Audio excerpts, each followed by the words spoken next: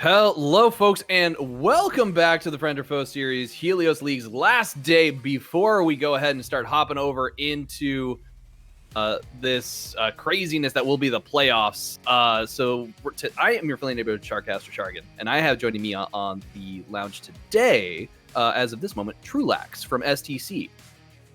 Hey, how you doing? Happy to be here. I'm looking forward to a great game here from the Gorilla Muffins and the Restless Leg Syndrome.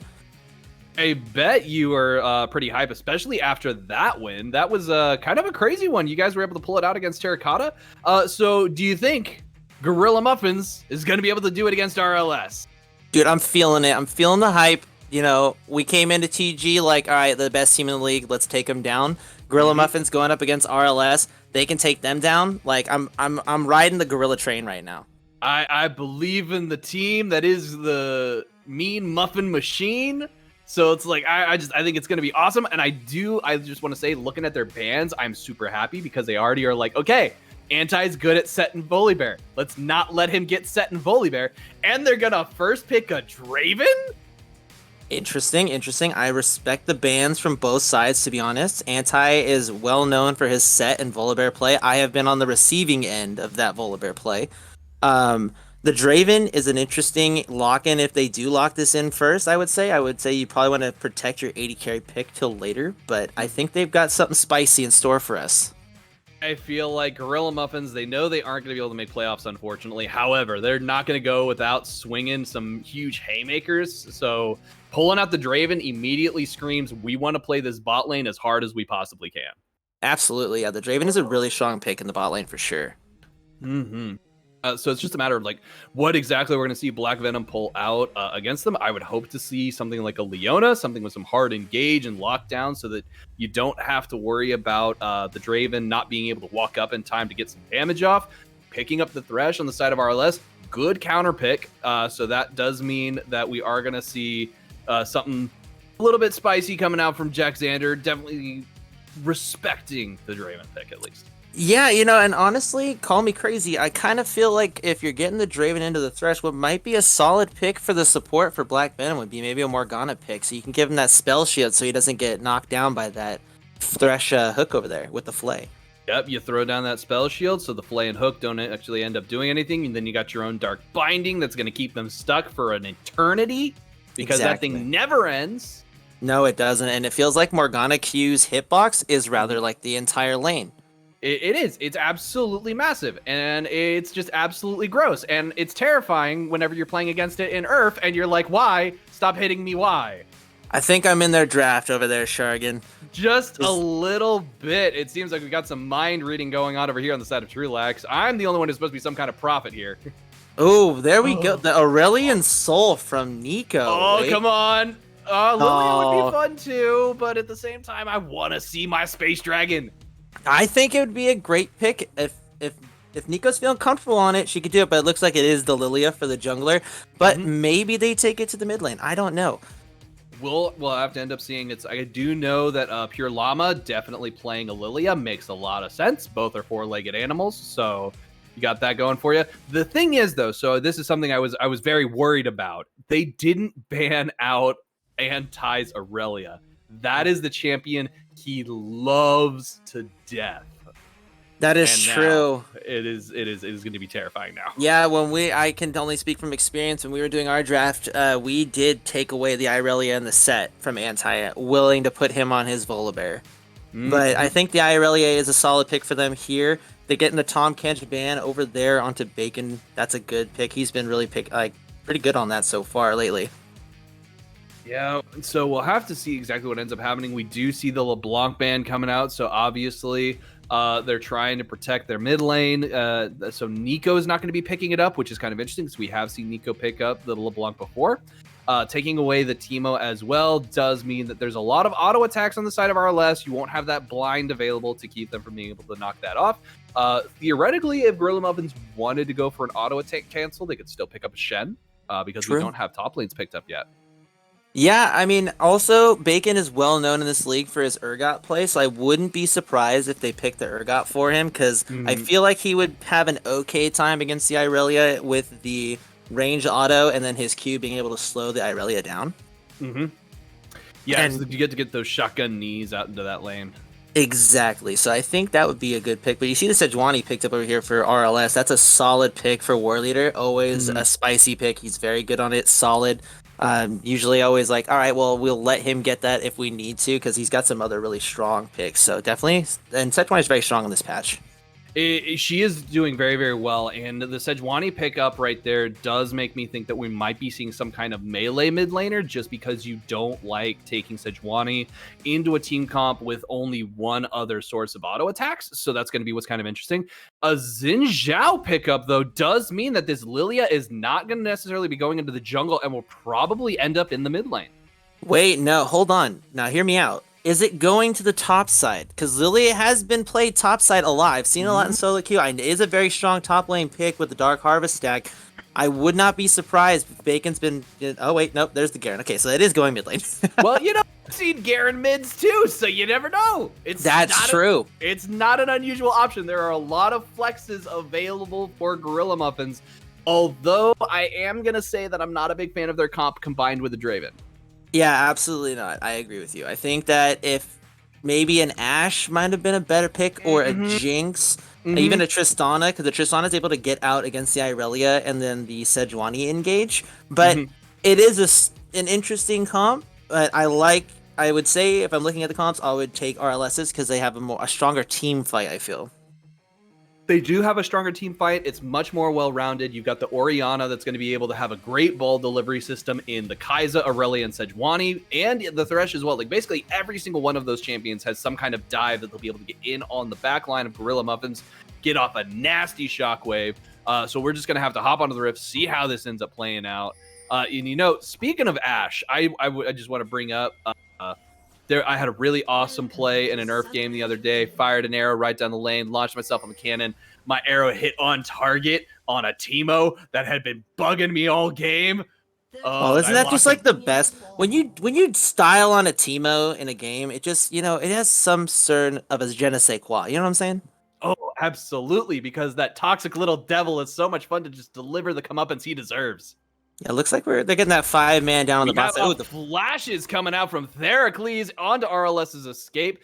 So this is something to point out right here. We do have Theracles coming out into the support lane. I forgot to point that out just for their support. So he's not playing in the mid lane, but he's still playing a champion that can technically play in the mid lane.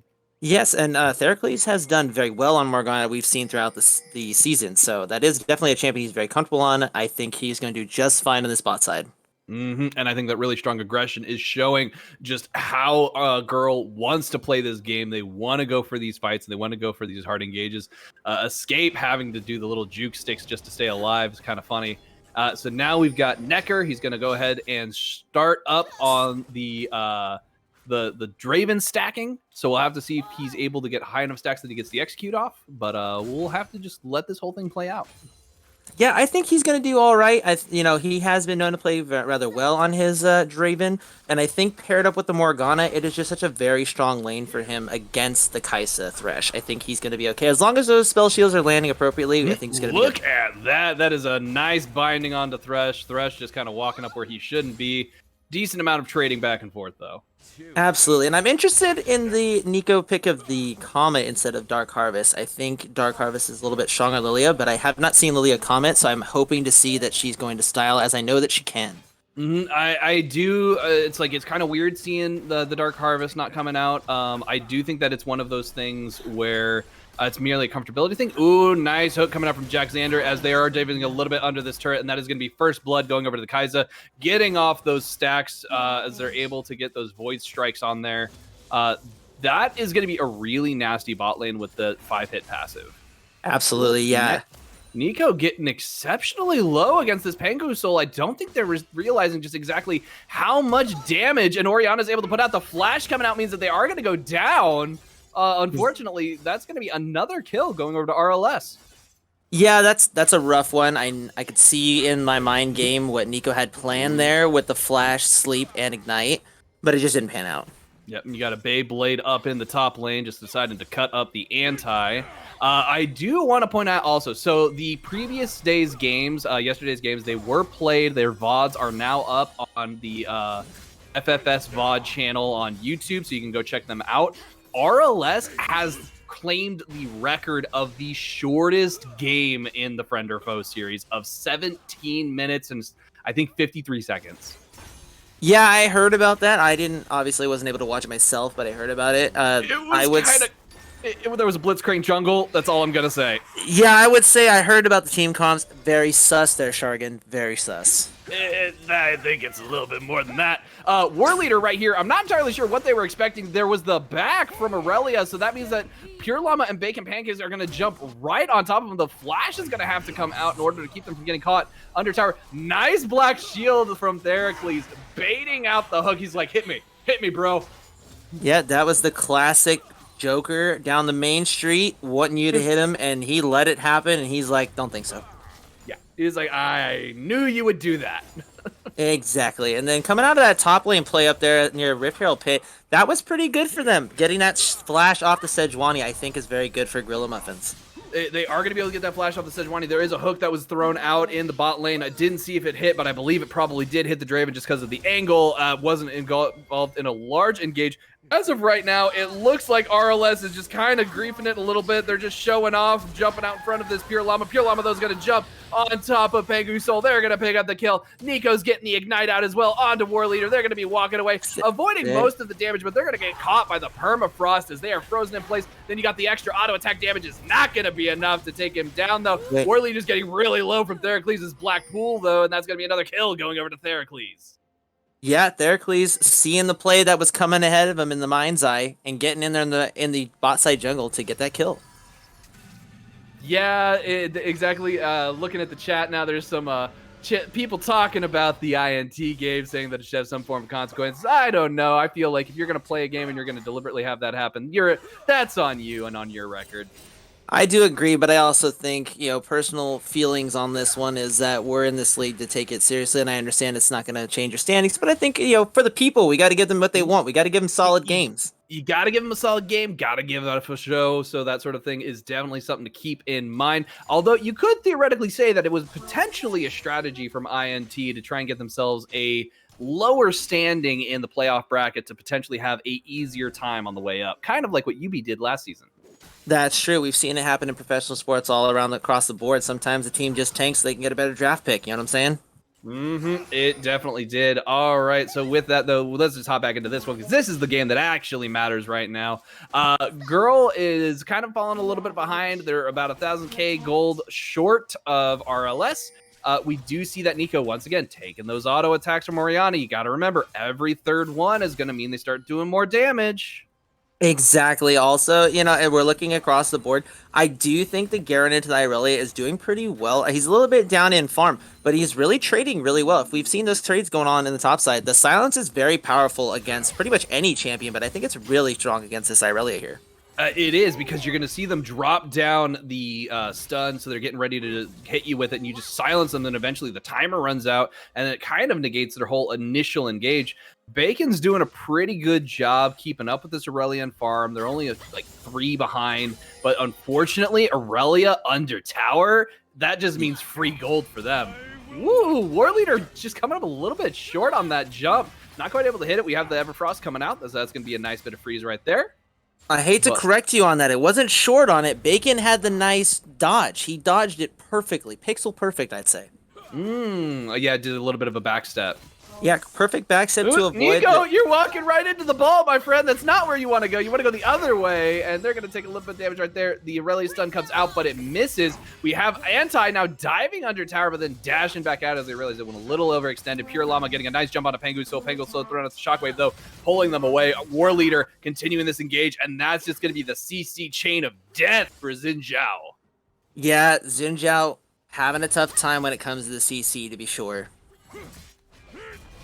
All right, so how do you expect this game to start progressing from here? We do see the nice dive under tower. Anti getting exceptionally low. The judgment coming out from the Garen. We would say that Bacon judged that dive a little aggressive.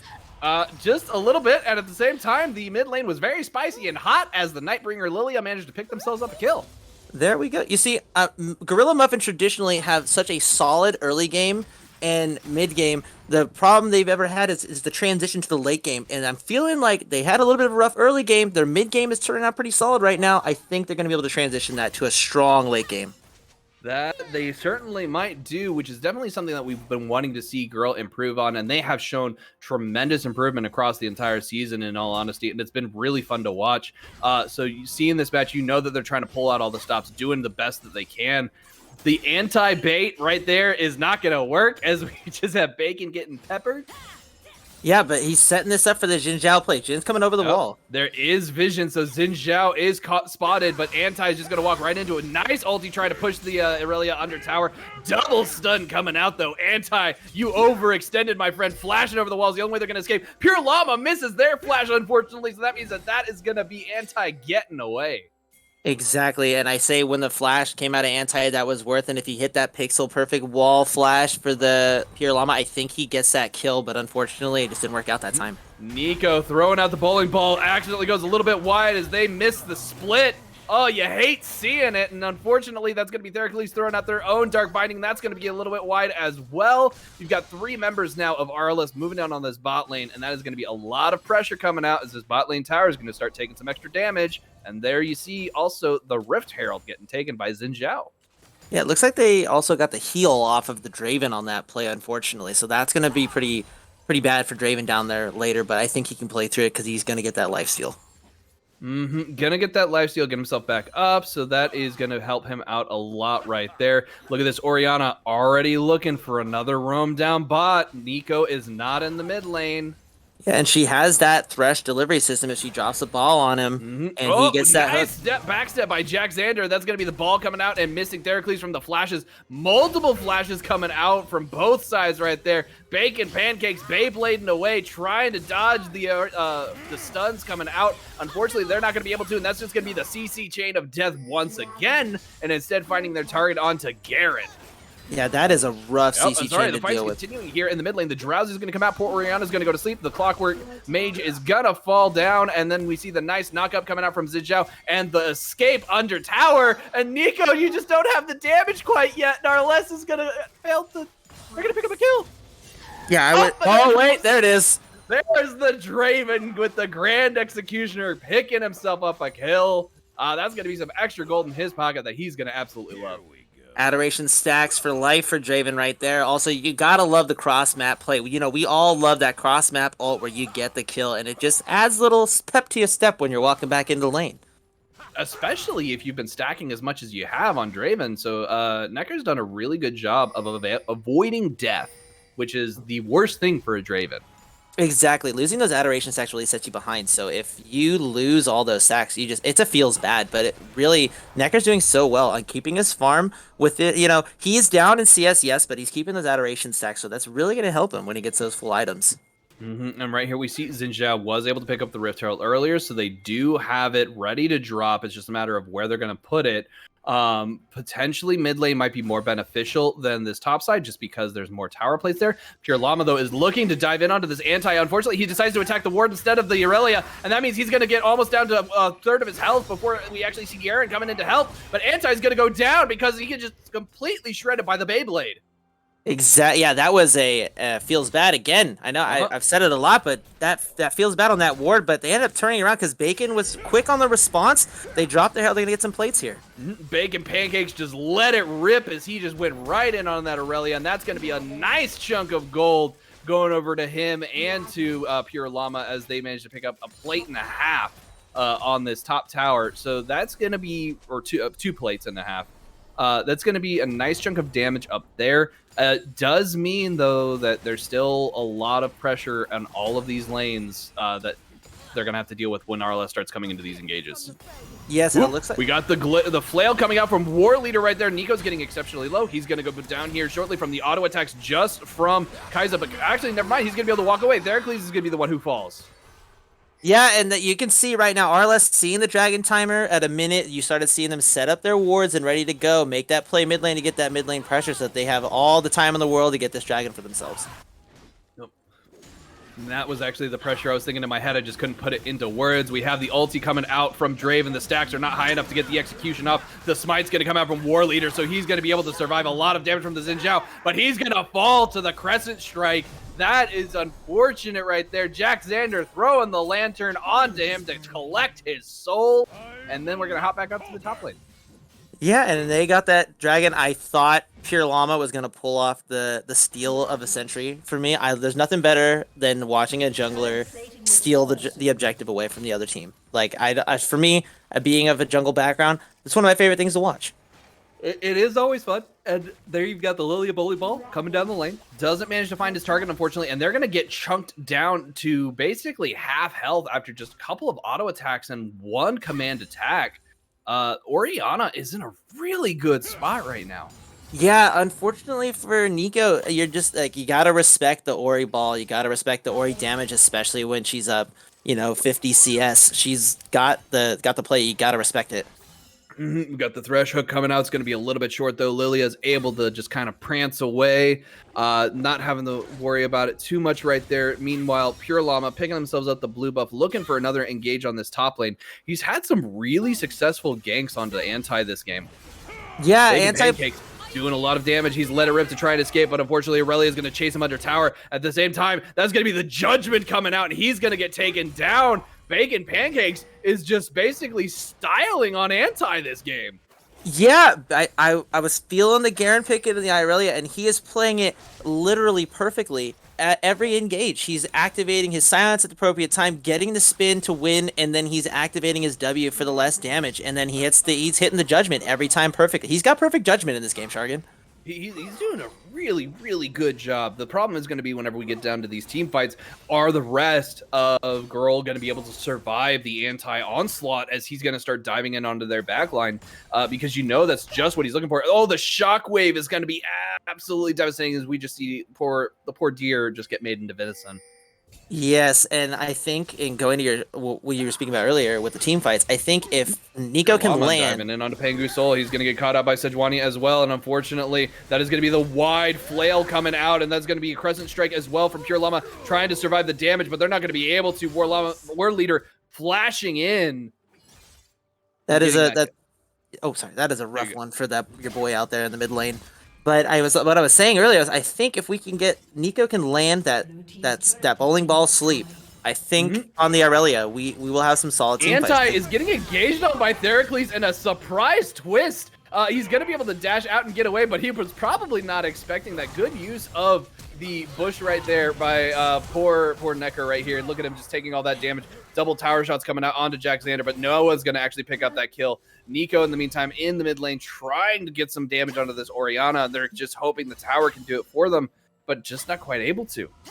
Yeah, I thought Necker was at least going to get a 1-for-1 there. It looked like the Thresh probably overextended just a little bit, took one too many tower shots, but it looks like he was able to get out. And we're maybe seeing a play up there on the top side. I think we might be. Bacon going for the bait 2.0 here? Potentially. We do see Anti just kind of not taking it, though. He's just going in, farming on these waves. We do see Theracles decided to go ahead and finish their back, so they're not here available. Going in on this, though, Bacon Pancake spinning to win it. He's getting really... Just look how much damage Anti's able to do in such a short amount of time. Nico, Oh no, you're getting caught out in the river, you poor thing! That deer's just going to go down! Someone call animal control. That's just uncalled for right there. Honestly, Anti reported for that right there. Oh man, Bacon Pancake's having to leave just to avoid getting dower dove. Xin Zhao trying to throw out some work right there, diving in onto the Orianna, but look at the damage that RLS is able to put out right now.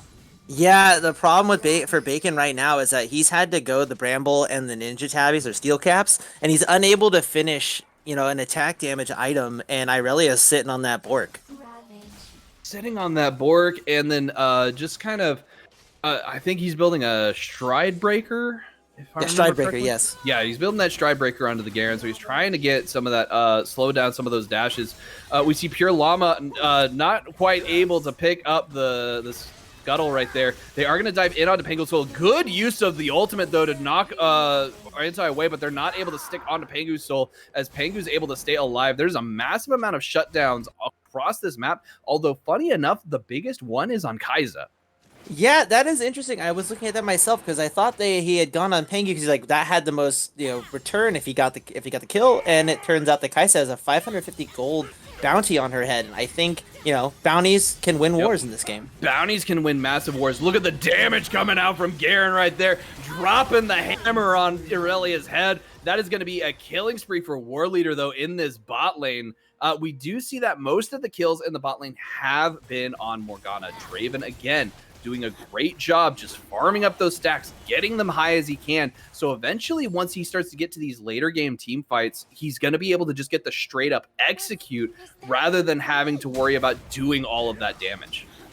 Yeah, we've got the smite coming out. It's not going to be quite enough, though, as that's going to be War Leader escape going on a rampage. So they just increase their gold lead even more, getting that 500 bounty is just so tempting right now.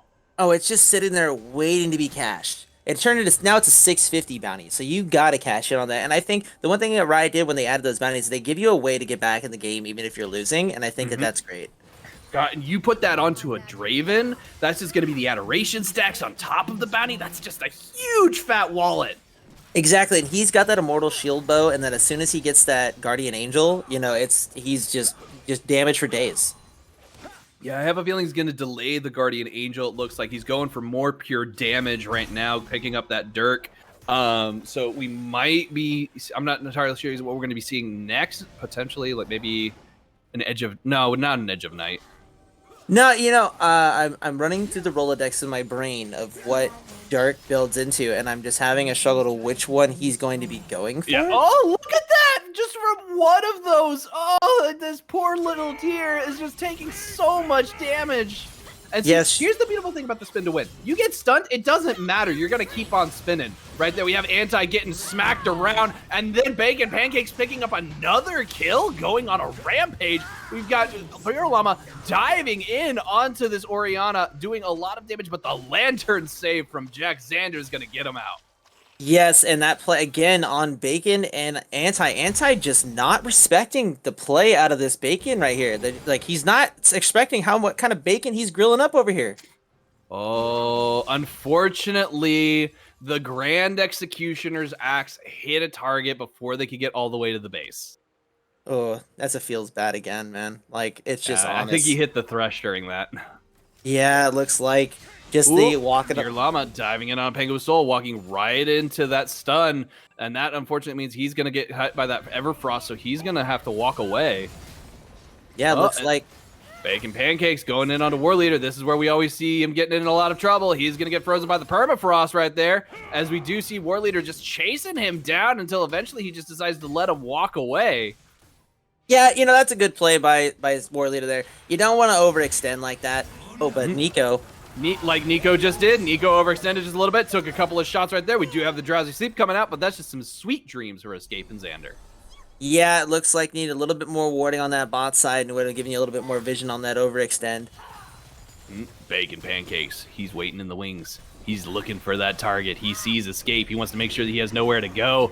We've got the Rift Herald dropping in the mid lane. That's going to get a lot of damage onto this mid tower. Necker trying to stay alive. They do flash the Sejuani ult, avoiding taking all of that damage. We've got Bacon Pancakes coming in on the back line, but we've got Necker. He's going to get burst down by Escape as they go dominating right there. We got the spin to win under the tower, but it's not going to matter as we've got just too much tank available for Restless Lake Syndrome.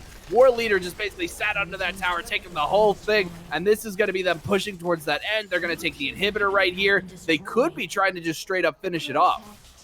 Yeah, it looks like they might be going for kills. Diving under tower, taking these tower shots, jumping in on top of the Morgana, but that's going to be the spell shield keeping them alive. But you know what? That doesn't matter when you get hit by 5 stacks from Kai'Sa. Yeah, we were paying so much attention to this duel going on the top side, we missed the Kai'Sa popping off. Aurelia finally doing some work, diving in onto those minions, getting onto the Nico, killing them, and then getting out from the Lantern. This is just RLS. Oh! So close. Very close. Anti was just clenching on that one. If he hadn't gone down in that last fight, I bet he would have had enough stacks. I think so. I think you're right. And honestly, this is a tough spot to be in GURL. I've been in this position against RLS. This is tough, but I think their way back is through the Draven. They gotta cash in on some of these gold bounties.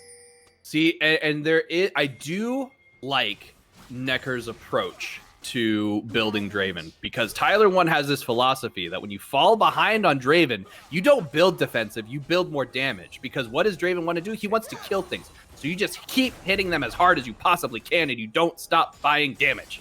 Yeah, that's what my coach said to us in any game. When you're down, you just build damage. When you're up, you build tank. Exactly. It's all about maintaining your lead or stealing it back. That is going to be RLS quickly shredding that Baron. They're just going to start pushing for this end. This is a lot of respect coming out from Restless Lake Syndrome, where they know that they're ahead and they're choosing to try and end this game as quickly as they can instead of dragging it out, which I think is honestly pretty honorable. Yes, I do agree. I think they're not going for the kills. They're still making the right.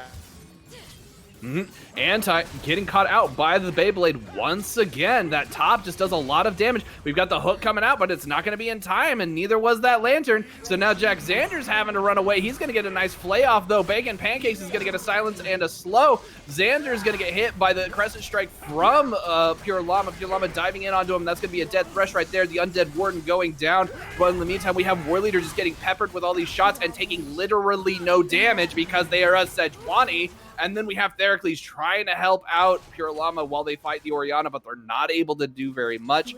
Just look at the amount of health that is available to RLS right there. And Pure Llama, and you saw. Oh yeah, and you saw the Kaisa they were fighting right near Dragon Pit, and Kaisa just stood there and just auto attack, then finally took her all over the wall. Unfortunately, Draven's in the top lane, just continually farming those towers and the Krugs, while in the meantime, Restless Lake Syndrome's gone down to the bot lane, or to the base, and they've just decided, okay, you can take our objectives, we just want your Nexus in return. Exactly, yeah, that's a great rotation.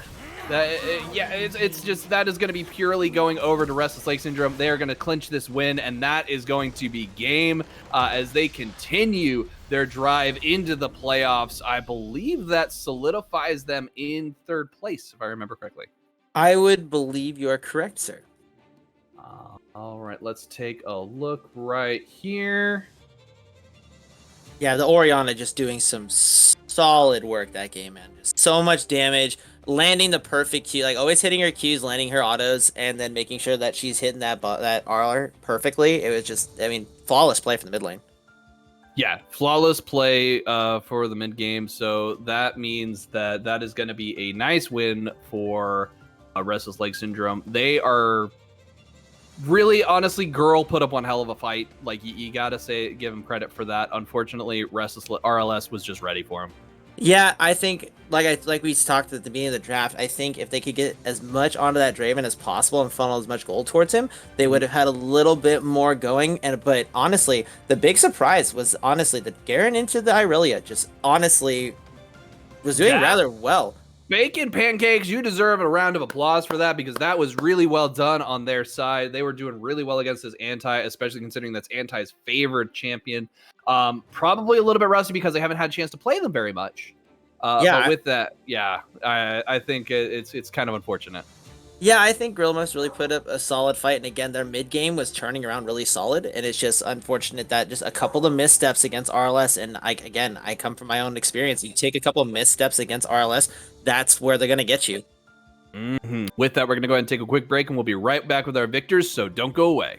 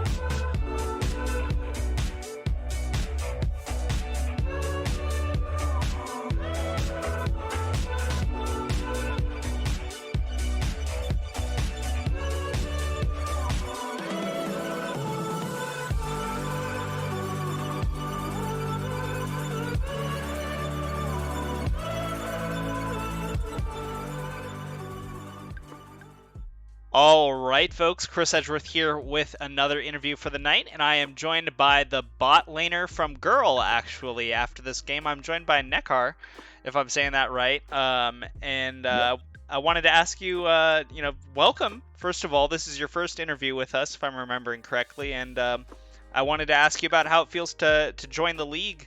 At the outset here, but since you joined towards the middle of the season, how did it feel to join the league, and your experiences in it?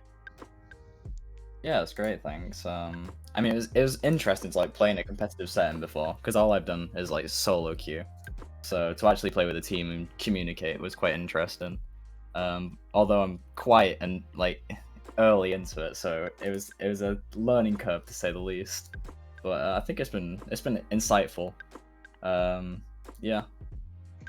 All right, well, let's take a look at today's game then in particular. So this draft that you folks put together, Nico broke out the mid lane Lilia, Bacon Pancakes popping off in as Garen top lane with the Ghost Ignite, and then you played Draven. So what was your thoughts on the comp that you folks wanted to put together in this game, and how it turned out in the matchup?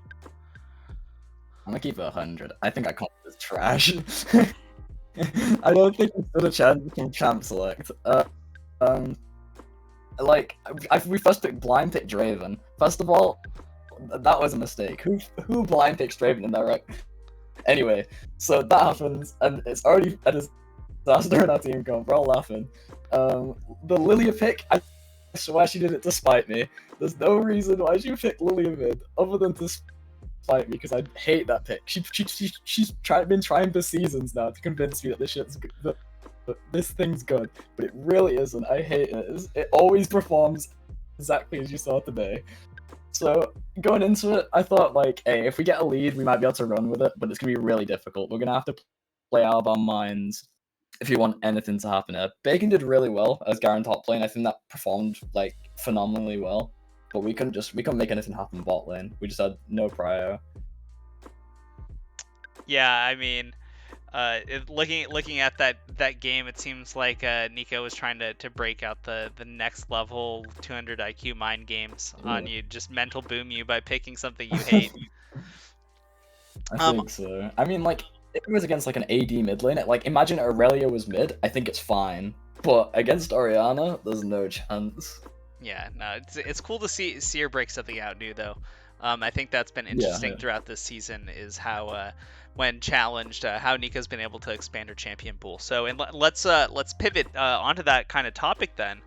For yourself, as I was alluding to earlier, you joined kind of later in the season. What's been your overall takeaway from this season, since now GURL is unfortunately going to be eliminated before the playoffs? What's your takeaways from the season, and are you considering maybe coming back for a future season? Yeah, I'm hoping that we can like play together, because realistically, the only games we ever played together were the ones like that you see live on stage, sort of thing. So we never prepared a comp prior to this like setting up in draft. We never like thought about it. It's always like a 10 minutes before we'll do it now, and clearly that shows in our win rate. But it'd be really nice to like actually get some practice in, play with the guys a lot, because then I feel like I wouldn't be getting dove under tier 2 turret, or my support wouldn't roam, get killed, or we could actually be more confident to think, okay, we could take this 2v2, because I played for farm every game. I don't think there's a time where I felt like confident that we could go in for a 2v2 that we'd actually win. So I think yeah, I'd love to come back again. It's just trying to get that practice in with the rest of the guys. All right, Nekar, thank you so much for this interview, and we hope that we'll be able to see you again in a future season. Unfortunately, this is the end for GURL in this season, but it's been fun. It's been interesting watching you folks develop, and that's going to be it, folks, for this interview. But before we step away, did you have any final thoughts that you didn't have an opportunity to get out? Any shout-outs or any banter? I'm hoping we can win one game next time this is all going past, because if we can win one game, that's one more than we won this time. There you go. Setting the goals. All right, man. Thanks so much for the interview, folks. We're going to take a short break and we'll be back with another game, so don't go anywhere.